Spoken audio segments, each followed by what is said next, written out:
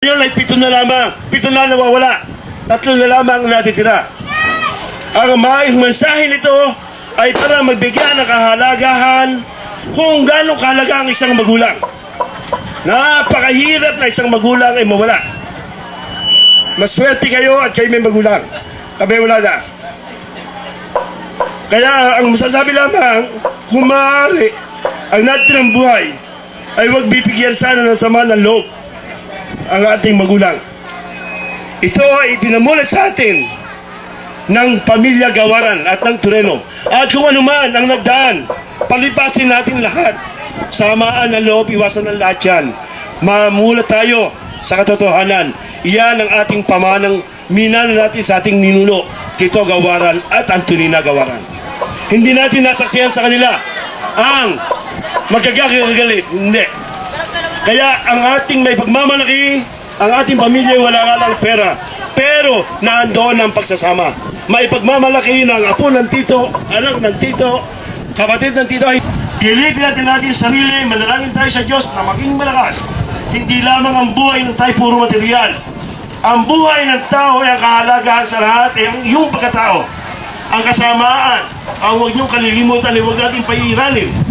Ang kasamaan yan ay ating kalimutan. Huwag natin pagdusahin ng ating anak at ang ating lolo Tito at ang lola Antonina. Sila man, bagamat mahirap, walang masasabi ang kapwa-tao. Iyan ang ating mamanahin. Hindi salapi. Kung hindi atin, ang Diyos ang siyang nakakalam ng lahat. Kung ari-ari kayo man, magpasalamat tayo at magpasensya. Pinakamahalaga sa lahat.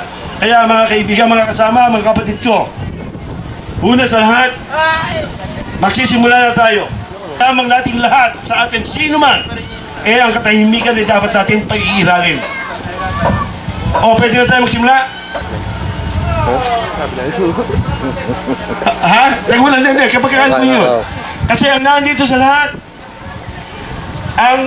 nandito ang asawa ng ng Ninong Pitong, Mama Morito. Nandito ang Tia Tanching. Nandito sa tabi. Ito. Dapat sila may maupuan dito, ha? Ito. Ito ang asawa ng Mama Morito. Ha? Ayan. Okay. Mabuti na ulo. Medes, tasana litrato. Para makilala ng mga bata. Nandito ang asawa ng Mama Marciano. Si Ate Bebe.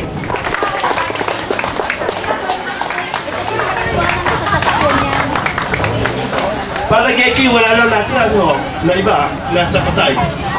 Sa byuda, wala na ano. Wala na. Ang lalit ng byuda sa tawag. Hindi, wala tong film, walang film tao. Kakameri, nasaan? Kakameri, halino kayo dito. Saan na kakakumedes? Ayan.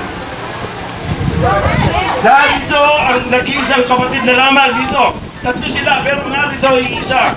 Ito ang Charsing at kasama ang Mama Ato, yung asawa. Mama, ano yun? Kaya yung guto, magpapawin lahat yan. Kakameri, liwo kayo dito. Upo kayo. Kakameri, ito.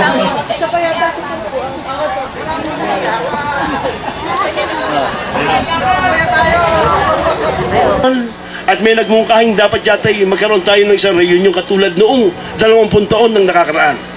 Kaya ito ay naisakatuparan. Kaya sa mga kabataan naririto, sa mga bata, ang ipakikiusap sa inyo ng Lolo Tito at ng Lola Antonina, huwag sana tayong magkagagalit. Kung konti-konti depresya, magpapasensyahan tayo.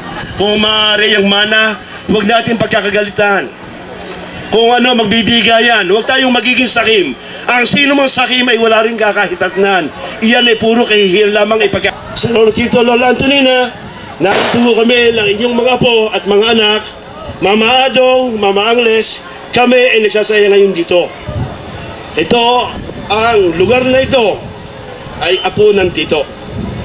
Kaya tayong lahat ay malalaman ninyo kung ilan ang naging bungal lahat ng mag-asawang Lolo Tito at Lola Antonina. Napakarami natin at may pagmamalaki ang ating pamilya.